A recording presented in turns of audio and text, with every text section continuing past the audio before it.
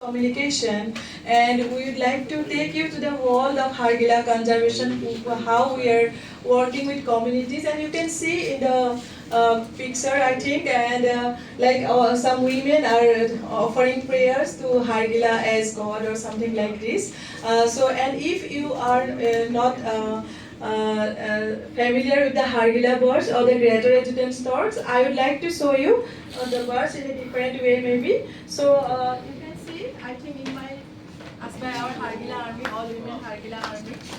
So I'll open to bring the headdress also at the same time.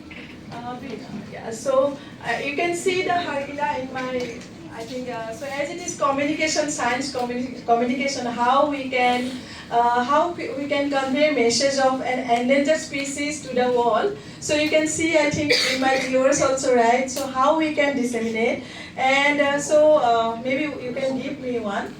And like how our women, how they weave a story of conservation. It is our Assamese gamusa, and how our women weave a story of conservation in our Assamese gamusa.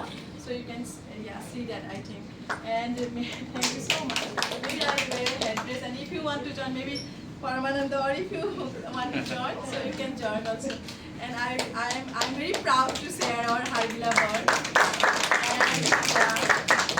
And I think all the endangered species, every creature, we have to save them. We cannot take them as granted. We have to save them. We have to take care of them, and we have to do whatever we can do. And so that's why I'm here with all of you to team up and how to address all these issues, right?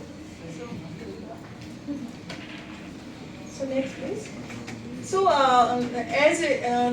regarding your topic, I just wanted to share about the wave of life, how each of us are interconnected, how we all are holding a thread of harmony, and with this thread of harmony, every species, every creature, we all are together, and that is why I think the world is so beautiful.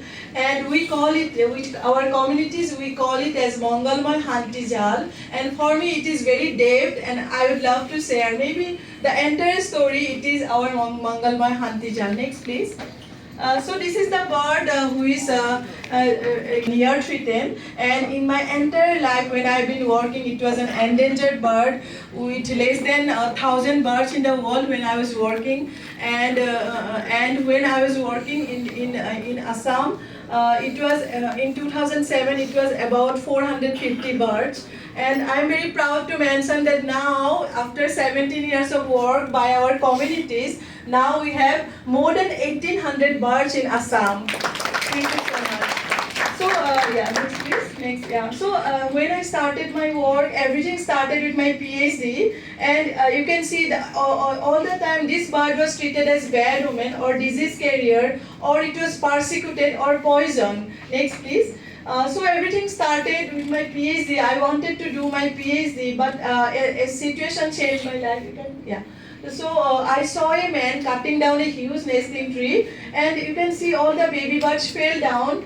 And that day I realized that people treated the bird as bad omen or a disease carrier or messy, smelly bird.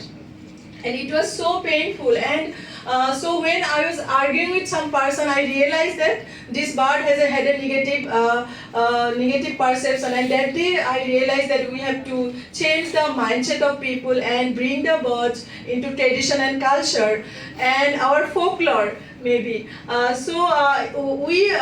think we in Assam, we practice harmony with our wildlife, but sometimes with some species we have some taboo, and I realize that we have to eliminate that taboo from each of us.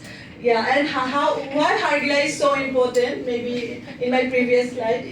Why? So it is a cleaner bird, and it is our nature's cleaning crews like vultures, and they are such an important bird. And even if people keep asking me why Hargila is important and what is the role of Hargila, even if we don't discuss about the role of Hargila, just imagine this is a species and which has every right to live in the world.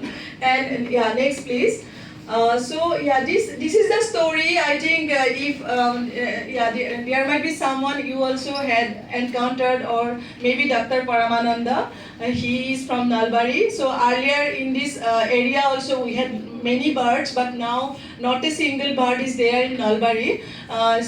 Like the birds come very close to the human habitation, and then they select this tree as for nesting, and people just want to get rid of the bird, and they are very misunderstood or unwanted. They just, or maybe they are treated as burden. People just want to cut down the trees, and this was the story in my entire life that I was going through. And next, please.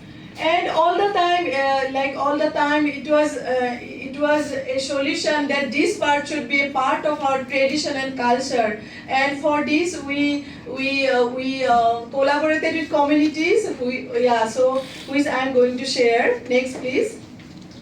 So we started with the nest tree owners, working with the nest tree owners, felicitating them in the public meeting, understanding their concern, being a part of them. That day when I saw a man cutting down a huge nesting tree and I was arguing, I realized that day I was lecturing on them, and that was not a communication maybe, but to work with communities, all the conservationists, we have to be a part of them. We have to blend, and it should be a team, and we have to collaborate with them. And if they should not treat a conservationist like an alien. So and which happens all the time with conservationists, I think. Next, please. I always found that because Dr. Paramananda asked me how we use our tradition and culture in conservation, I always found that our women's participation, long back, women didn't like to come in the meeting, and then everyone told that they have to cook for their children, for their husband. They can't come outside their home much, and that is their role. So what I started doing, I started organizing cooking festivals or cooking competition for them. And trust me, it worked like anything. And our women started coming and joined. And then, it was a different saga of, I think, conservation. And we started playing this web of life, which I introduced as Mangalmay Hanti Jal. And I realized that if we talk about only Hargila, it doesn't work. We have to talk about every species, and with this web of life we address that. Next, please. I with all of you, like at this moment when in our neighborhood or when at our home a new baby is born, maybe as a parent or as an uncle or as a brother or as a neighbor, how do you feel? At this moment we are feeling, me and our team, we are feeling the same, because now this is the breeding season and we are having our Hargila babies with their cries, with their sounds. Like, next, please. And at this breeding season, we celebrate baby shower for Hargila, like the way we do for our Assamese expectant mothers.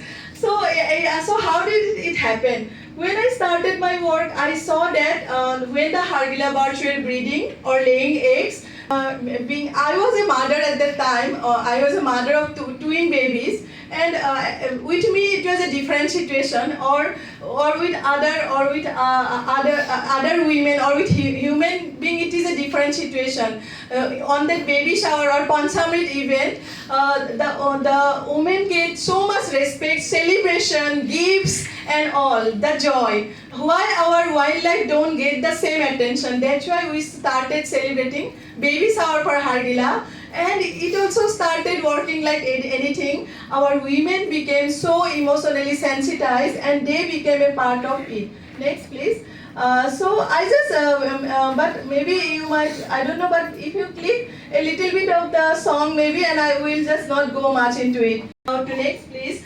I am very proud to mention that we have more than 10,000 women now, and from the nearby villages, more than 10,000 women who are homemakers converted as conservationists, as Hargila Army. Some in a traditional way, in a traditional message, to talk about the Hargila, how it is not a bad omen, about eliminating the taboo and all. Next.